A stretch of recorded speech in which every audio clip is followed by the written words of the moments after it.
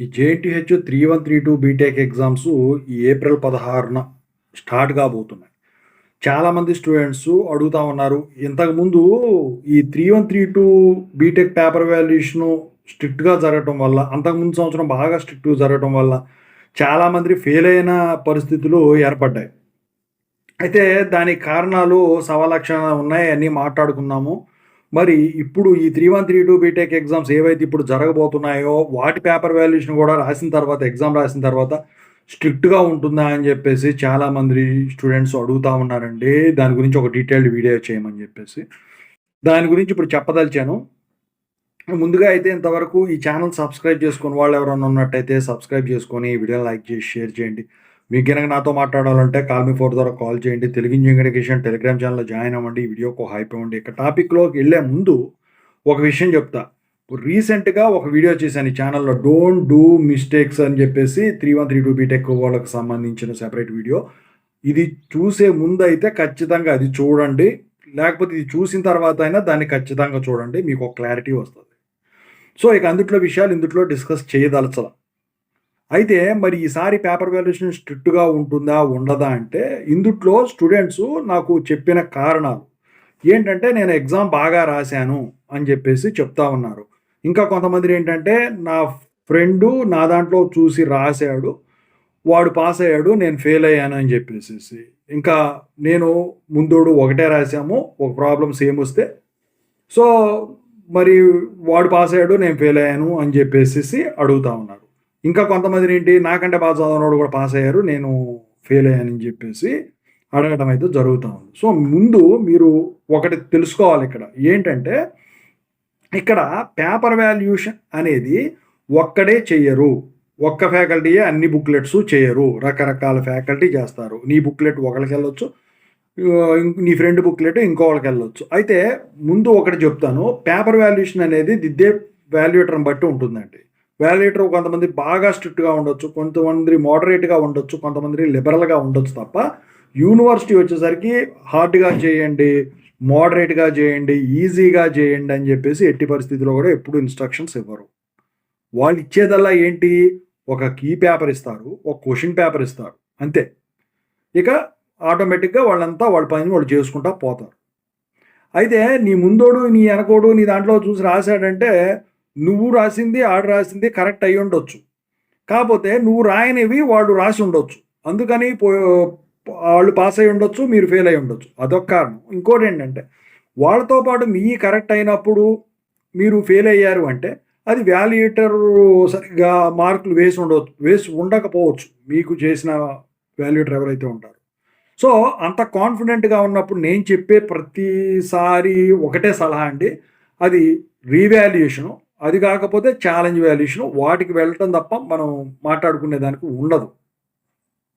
ఇది ఇంతవరకు కాపీల పరంగా చూసుకున్నా, లేకపోతే కంపారిజన్ పరంగా చూసుకున్నా వేరే వాళ్ళతో. ఇక రెండో కేసులో చూసుకున్నట్టయితే చాలామంది స్టూడెంట్స్ ఏం చేస్తా ఉంటారంటే, చివరి వరకు చదవరు. ఆల్ ఇన్ వన్ ఉంటాయి కదా!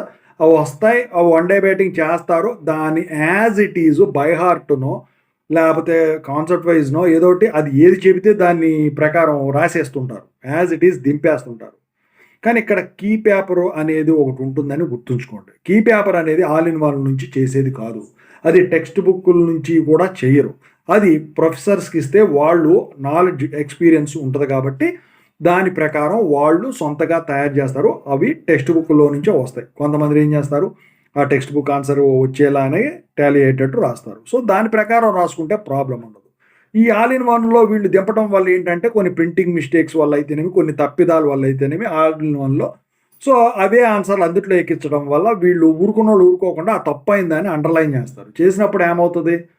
అప్పుడు దానికి హైలైటెడ్ వర్డ్ అనేది కనిపిస్తది. అది తప్పని చెప్పేసి అర్థమైపోయి ఎంటైర్ ఆన్సర్‌కి మార్కులు వేయరు. అదొక కేసు. ఇక మూడో కేసు వచ్చేసరికి ఏంటంటే, మీరంతా బాగానే రాస్తారు. ఎక్కడో నూటికో, కోటికో ఒకసారి జరుగుతదండి ఇది. ఏంటంటే, ఇది సాధారణంగా చూసుకుంటా పేపర్ వాల్యుయేషన్ చేసుకుంటూ ఎళ్తారు. ఇంతలోకి ఏదన్నా ఎవరన్నా వచ్చి మందలిచ్చారనుకోండి, ఆ బుక్‌లెట్ లేకపోతే అతుక్కుపోయినా గానివ్వండి, రాసిన ఆన్సర్ కరెక్ట్‌గా రాసిన ఆన్సర్ అది వాల్యుయేట్ అవ్వదు. అంటే బయట బాక్సుల్లో వేసేటప్పుడు ఎంతో చూడరు. అయితే జనరల్‌గా ఇది జరగదండి. ఎందుకంటే అక్కడ బాక్సులో వేసేటప్పుడు ఏవైతే మీరు రాయలేదో దానికి డాష్ కొట్టేస్తారు అక్కడ వాల్యుయేటర్. ఓకేనా? దాని ప్రకారం ఉంటది. ఎవరో బద్ధకస్తులు అది చూడకుండా డాష్ కొట్టేస్తేనే అది జరుగుతది. అది అందుకే చాలా తక్కువ శాతం జరుగుద్ది అని చెప్పేసి.